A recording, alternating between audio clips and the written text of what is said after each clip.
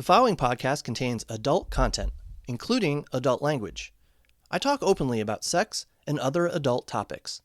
If you are under the age of 18 or are uncomfortable listening to sexually explicit narratives, please listen no further. I am not a professional therapist, counselor, or doctor. I'm just an average guy in the swinger lifestyle who likes to share his experiences. This podcast is for informational and entertainment purposes only. Please seek a professional if you are in need of guidance or care as it relates to sexual health or alternative lifestyles.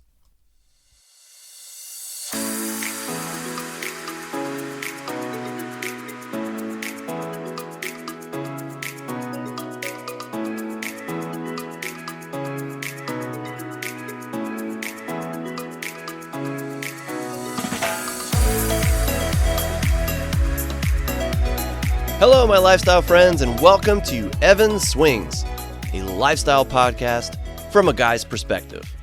Thank you so much for joining me today. I'm your host, Evan, and I indeed swing.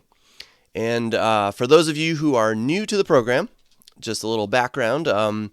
My wife, Eva, and I, we reside in the Dayton, Ohio area, and we've been in the lifestyle for about 4.5 years at this point. I'm recording this at the very beginning of January 2026. Happy New Year to everyone. I hope everyone's holidays were merry and safe. And as I always say, I'm not an expert. I never claim to be one. I'm just an average guy in the lifestyle, here to share his experiences and hopefully entertain and inform.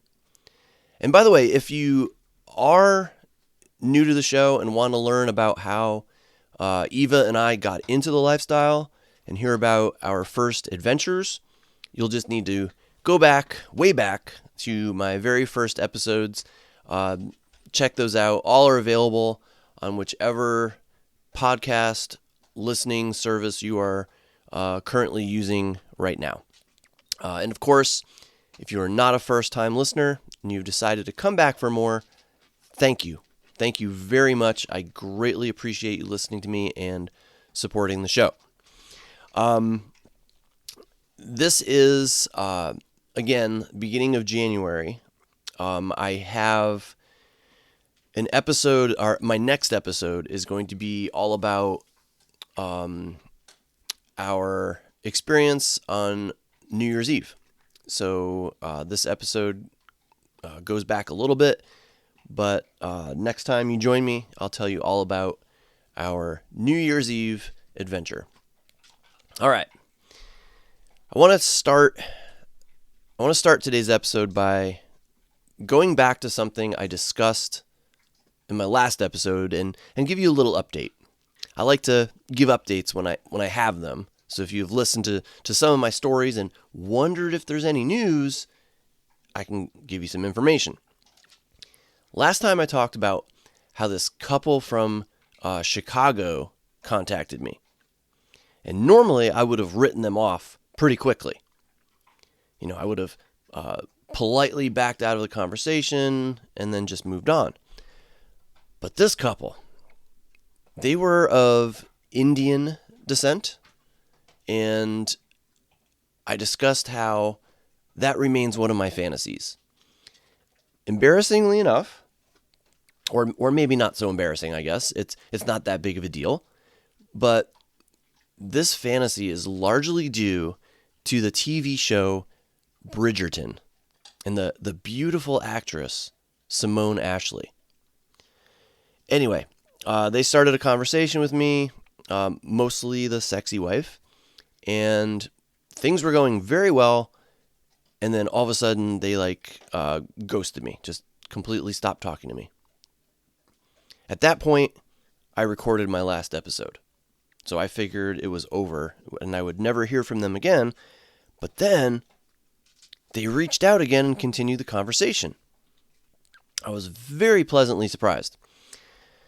And living about 5 hours away from them, I knew the chances of meeting them were very slim. But when we have fantasies, sometimes we will put in a little extra effort to make them happen, right? So this was something that I knew couldn't happen in the very near future. Like we couldn't just drop everything and drive to Chicago, or like even the halfway point between here and Chicago, because things have been absolutely bonkers crazy during this holiday season. So I told them when things settle down, Eva and I would definitely be interested in seeing if we could make this happen. Actually, I even told Eva that I didn't want much for Christmas this year. I didn't want her to spend money on me. Instead, I wanted her to save it, and then we could, use it for experiences, like vacations or a trip to meet a sexy couple and fulfill a fantasy. So this wasn't necessarily just a pipe dream. Okay, this was something that could legitimately happen. Therefore, I wanted to stay in touch with this couple. I told them that until we could schedule something, I would send them at least one sexy pic each week and say hello to keep them interested and let them know that, we would continue to be interested. I've learned that in the lifestyle, if you lose touch with someone for a while, it could very easily lead to you permanently losing touch with them. I mean, it has happened before to us. It's like too much time has passed, and so you just kind of mutually agree that it's over. So that was my plan, okay? Send a pic each week, say hello, chat a bit, keep that flame burning. And then I got on the app that I was communicating with, and I think it was Field. Yeah, Field. And the conversation was gone, vanished. No message saying, sorry, we changed our minds, or sorry, we decided this was not worth our time. Nothing. Just gone. Like I couldn't even go back to the conversation. Like the conversation was like deleted. Their profile was deleted. So that was quite the roller coaster. Here I was, thinking I might fulfill a fantasy of mine. Then I think they ghost us. Then they come back to rekindle the hope. And then they completely disappear. Just very strange. And of course, disappointing. But I'm not surprised, okay? Things like this happen in the lifestyle all the time. There are so many fakes, flakes, and non-genuine people that I've learned to never get my hopes too high until we actually meet in person. Because then, at that point, then it's real. Okay, you get the true personalities that come out, and you can see if everyone has chemistry. All right, I have another update before I tell you that. I think I've mentioned this many times. I have dogs, and I just do this from my home office. And they are currently chewing on some treats, but when they get done, they may come in and start to bother. So if that happens, I will pause the recording and take care of that. So I apologize if that comes through. Any barking, any chewing, any toys that squeak, it's going to happen. All right, another update I wanted to give you is about poison ivy. A few episodes back, I told the story of a woman that I nicknamed Poison Ivy. I met with her once, hope to meet her again, but then she said that she had to work on her relationship with her partner, so she was stepping away from non-monogamy for a bit. Until things settle down, she said. That was her words. And, until things settle down. But it had been over a month, and I still hadn't heard back from her. All right, I guess I need to backtrack a bit because I forgot something crucial to my story, okay? When we met at the hotel, she took a shower immediately upon arrival. And after she left, I was cleaning up, and when I checked the bathroom, I noticed she had left her bottle of body wash in the shower. And it wasn't like a branded bottle. It looked like it was part of like a matching set that she herself poured liquid soap into. So I was right because I contacted her and she wanted it, and we agreed that I would just give it to her the next time we saw each other. Well, that damn bottle has been sitting on my dresser since July. I was ready to get rid of it. I figured I would never see her again anyway, so I literally had it in my hand above a trash can, ready to drop it in. But then for some reason, I felt bad. I decided to just contact her. And there's my dog growling. Anyway, I texted her and I said, hey, I haven't heard from you in a long time and I'm not stupid. Okay, I figured that means we won't be having another date again, and that's fine. No hard feelings. It happens in the lifestyle. I understand. But I didn't want to throw out this bottle of your body wash until I checked with you. So I asked her if I should just throw it out, if I should arrange to drop it off to her somewhere, or should I hold on to it? And I honestly figured she would just tell me to throw it out. But I was surprised by her answer. She said, coincidentally, her and her partner had just reopened the conversation about separate play and had even discussed me. They agreed they weren't ready yet, but were making progress, and she hoped to contact me again in the future. I told her okay, and I would just put aside the body wash in hopes that we would meet again. Eva thinks I am wasting my time and she is just stringing me along. Maybe. But, man, would I feel bad if the day came where she contacted me, asked to get together, and I had disposed of that bottle. I just feel like it's the kind, polite thing to do, at least for now. Okay, but I mean, if this goes on another 6 months, maybe even less than that, I don't know. Then I'm just gonna pitch the thing.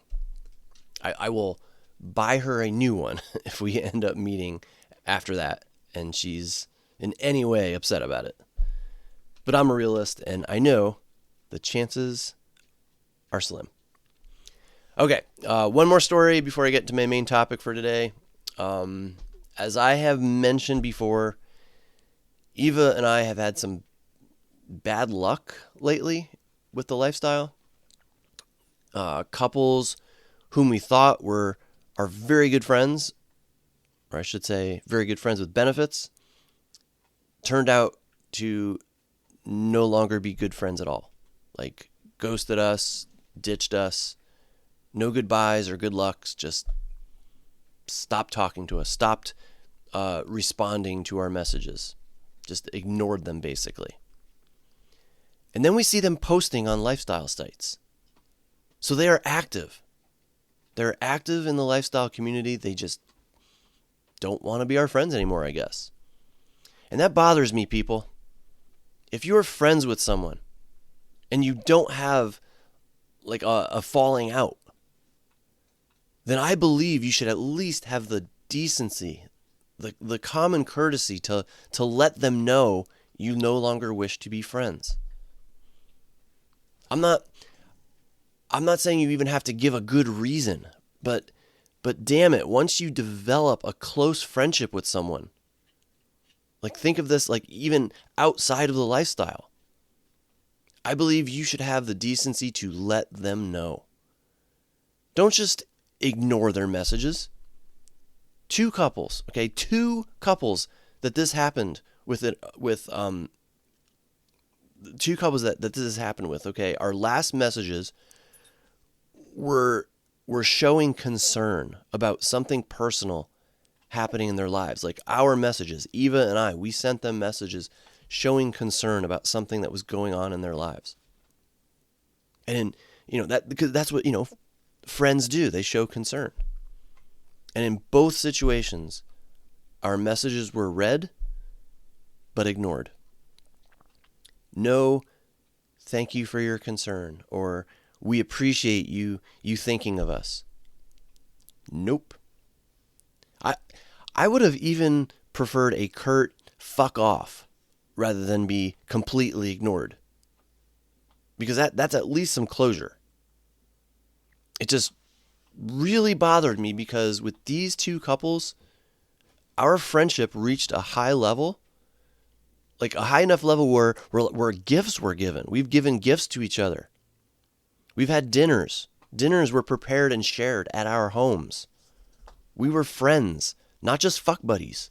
We were friends. We cared about each other. Not to sound corny and sappy, but we did. And to just suddenly ignore someone after all that, it's very rude, in my opinion. And so don't be rude, people. My advice, and again, this is just my opinion, okay? This whole podcast is just my opinion. So I'm not saying this is what is like the law here, okay?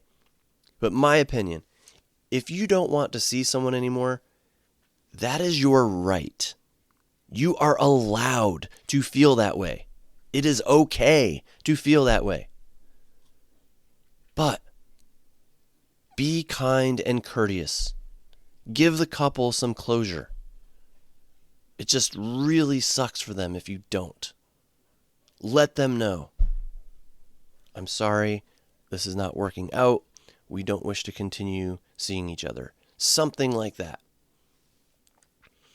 Anyway, I'm telling you all this because Eve and I have just two couples right now who we consider friends with benefits. And I've complained before how after 4.5 years, I would have assumed we would have more than just two couples that are friends with benefits. But we're happy. We're, of course, to have these two couples. One lives about an hour from us, and we recently invited them to our house for a date. And this couple is so much fun. He is absolutely hilarious, and she is absolutely stunningly hot. And we have plenty in common. We seem to get along really well. But we decided to invite them to dinner first, and we took them to a local, like a dive bar and grill that we really enjoy. It's kind of our go-to place when we have friends and family visit. We took them there, and it seemed to go pretty well, besides the bad service we got. And then we got back to our house, played some games, and then decided to take things upstairs to our playroom. We got things going, and then two very bad things happened. This was the first time that we had hosted since we got our puppy last spring, and she was not used to having guests in our house or being separated from us. So we locked her downstairs, but she was not happy about that and kept barking. I get easily distracted, people. So this woman is trying to give me a blowjob, and let me tell you, 4.5 years in the lifestyle, and I've never had a better blowjob than this woman gives. She's fucking incredible at it. But she's sucking my dick, and I just can't tune out the damn dog barking. So I started going soft during a blowjob from the best blowjob giver ever. So I had to stop for a moment. We gave the dog a treat to keep her quiet before resuming. But shortly after resuming, the dude excuses himself to use the bathroom. And I began to get concerned because he wasn't returning. Well, I wanted to get some water anyway, so I left the ladies in the playroom. and I headed downstairs to the kitchen. And that's where the dude met me and told me he had just gotten sick, thrown up his dinner in the bathroom. I felt terrible. I felt so bad for the guy. He is usually one of the most bubbly, happy guys ever. But he was hurting at this point. The play date was over, and I felt awful. I know it wasn't my fault, but I still felt bad for taking someone to a restaurant, touting it as a favorite of ours, and then having him get sick because of it.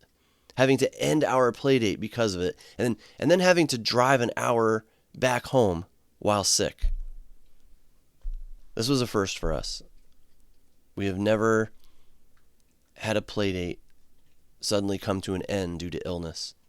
And I felt so bad.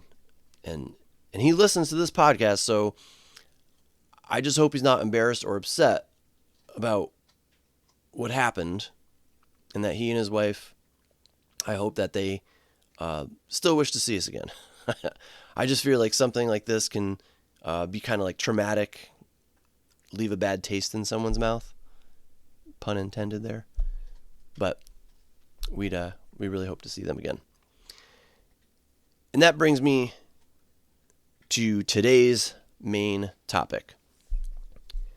Months before our date, like this date that I was just telling you about, I had actually discussed what I'm about to talk to you about. I discussed this with the dude.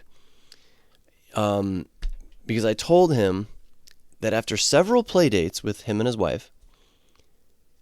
his wife is so hot and so far out of my league that I actually have had difficulty performing. I get so in my own head that it sometimes prevents the response I want, like down below. Now, and I've said this before in other episodes, I have no issues getting hard with Eva. No issues. So it is 100% a mental thing. So it got me thinking. There are lots of things that you can buy in the lifestyle to help you. To help you stay hard. Help your chances with another couple. To help you look better. But there's one thing you can't buy. You can buy clothes and outfits to make yourself look more attractive at a club or event, to grab people's attention. You could buy hair products and makeup to make you, look and feel sexier or even sluttier. You could buy, perfumes and lotions to make your skin feel nice and to smell nice. You can spend money to rent an upscale hotel room. Show off, if this is your thing. It's not my thing, but show off high-end materials that you think might impress someone. Like show off your nice car, or that you can afford a super upscale hotel room. And if you want performance enhancement, you can buy that too. I've talked before about all the ED medications that are available. And if all that fails, you can even buy injections. And I think they're called Trimix or Trimax, something like that. That you insert a needle into your dick and it makes it super hard and keeps you super hard. So yeah, you can buy almost anything to better your chances of scoring with someone in the lifestyle. Heck, you can even get cosmetic surgery. You can even buy that. But there is one thing you cannot buy. And unfortunately, I believe it is the one, I won't say the one, but one of the most important things to have in the lifestyle. And that is confidence. You cannot buy confidence. You can maybe learn confidence. You can build confidence, but you can't buy it. And I know, because if they made confidence in a pill, I would immediately buy a lifetime supply. Because that is what I have struggled the most with in my 4.5 years in the lifestyle. Confidence. First of all, I know from experience that there are a lot of women, I'm not saying all, but a lot of women who are attracted to confidence. Confident men are a turn on. In fact, one of the two couples I mentioned earlier who became our good friends of ours and then ignored us and stopped talking to us completely, the wife told me the night we met that what she is attracted to most is confidence. Confidence in men. And I truly believe that's why they decided not to see us anymore. I have struggled with confidence. Big time. And I know you can't see me right now, but perhaps you can picture me. I'm short for guy standards. I'm 5'7" on a good day. I'm not particularly shredded or, muscular either. I'm not fat, but I'm not very toned. 4 elbow surgeries and a knee surgery have virtually eliminated my ability to work out. I'm almost 50 years old, and I'm bald. I shave my head, and to make matters worse with that, not only am I bald, but I have 2 dents in the back of my head where my skull didn't fuse properly as a baby. And on top of that, I have a large pinkish, reddish, blotchy birthmark right around those dents. And on top of that, I have a large scar and bump from where I had a benign tumor removed about 10 to 12 years ago. So I'm making it sound worse than it is, but as somebody who lacks a whole lot of confidence, I'm really self-conscious about that. So my confidence is very low when it comes to my appearance. Walking around a club, seeing all the tall, well-built guys with flowing locks of hair. As I said earlier, I'm a realist. Are most women at that club looking for a short, bald, not very muscular dude when they go to a club? No way. No way. I guess there's exceptions, but in general, no way. And don't get me wrong, okay? I'm a decent looking guy, and considering that I have had some moderate success having sex with other women during my time in the lifestyle, I can't be that unappealing, okay? I'm just admittedly not the ideal specimen.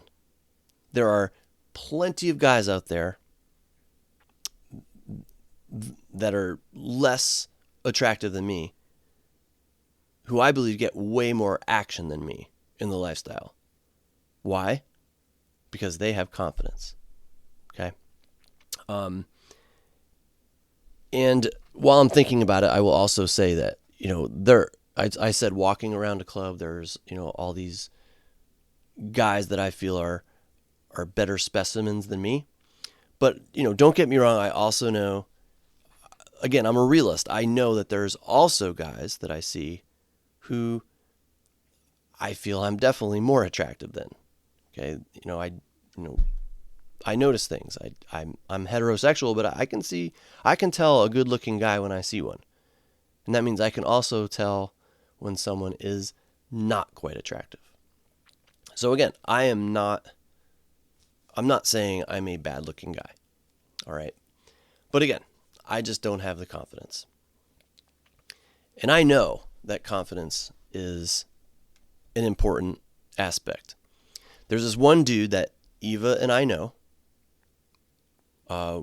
We play with him and his wife rarely, very rarely. It's been over a year now.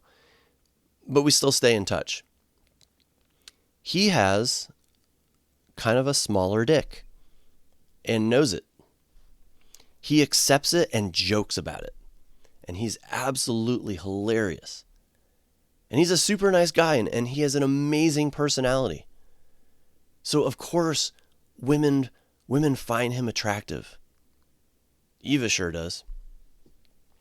But it is unfortunately something that we unconfident, I don't even know if that's a word, non-confident, unconfident guys, we can't just walk into a store and buy some confidence. We can't just order some confidence online. I admit that I see a counselor who also happens to be a licensed sex therapist. And this is an issue that we have discussed. We have discussed a lot of issues, and he has helped me immensely, except with confidence. That is elusive. His explanations are sound, okay? He said things like, women aren't just attracted to looks. They are attracted also to personality. And I admit, I think my personality and my sense of humor, those are my best qualities. He says that I should have a ton of confidence because I am not only attractive, but I'm smart. I have a good career. I'm kind. I'm compassionate. I'm giving. I'm sincere and honest. All those things. Yes, great. But if a woman sees me on the other side of a club, she's not going to say, ooh, I can tell that guy is intelligent and has a good career. I want to go talk to him. No. Physical appearance is what makes the first impression. Not just in person, okay, but also on lifestyle sites and apps as well. You're going to get the initial impression. Your initial impression is based on how someone looks. If you find someone attractive, then you pursue. Then you read their profile further. Then you learn about, personalities and professions and all that stuff. But yes, in person, I believe that confidence can trump appearance. I can't prove this myself, but Eva will back me up on this when I say, if someone only moderately attractive comes up to you and starts talking to you, but they have a great personality and just radiates self-confidence, you're going to be more than just moderately attracted back to them. Confidence, or their confidence, will make them seem more attractive. Confidence is a huge boon. And if you suffer from lack of confidence, guys, just like me, I'm sorry to say that I don't have a solution yet. If you kept listening to this episode hoping I would tell you what the magical fix was, I'm sorry, but I don't have it. I always want to be honest and open on this podcast, so that's what I'm doing here. Confidence is, in my opinion again, an important aspect to being successful in the lifestyle. But if you are not a confident person, you may struggle more than others who are.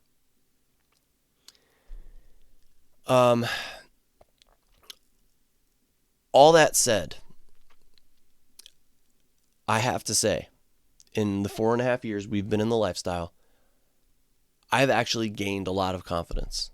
And I know based on what I just said, you probably think I'm not a very confident person, but the fact is I have actually become more confident. The lifestyle has helped me to gain confidence.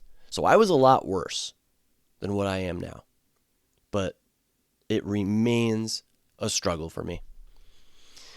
I like to give friendly advice on this podcast when I can. I just can't here. I would actually really appreciate listener advice, if anyone out there has any. How have you overcome low self-confidence? Was it an experience or experiences that helped change that? Was it just time? Did it just take time to develop? Was there some sort of epiphany that happened? So I'm very curious to know. To me, confidence is not something you can learn, but it is something that you can earn and build. Something that you can gain over time with positive experiences. And I have had a lot of positive experiences. And like I said, I feel like my self-confidence is a lot higher than it was when I first started off in the lifestyle. But despite the improvement, I still consider it my biggest flaw. Man, if I was more confident.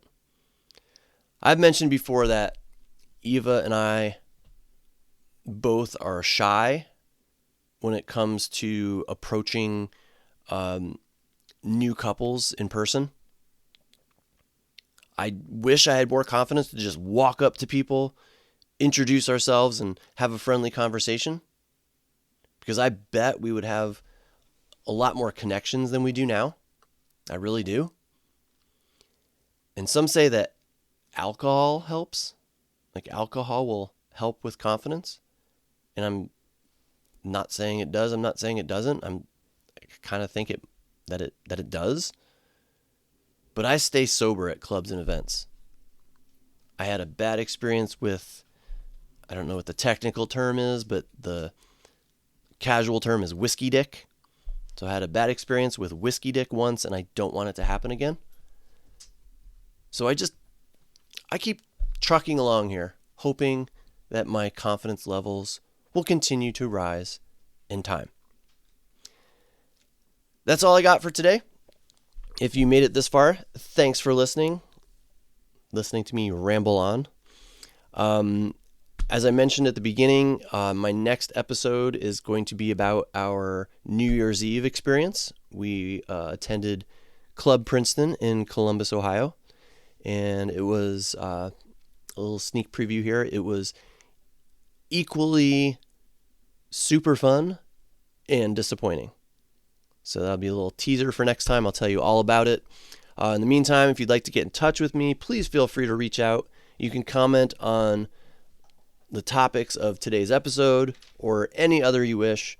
I would love to hear any and all your lifestyle comments, questions, thoughts, and suggestions. You can contact me by visiting my Blue Sky page. Go to Blue Sky and search for Evan Swings. Or you can find me on Instagram at Evan Dienson. That's EvanDeanson. Or you can email me. Old-fashioned email. evandienson@gmail.com.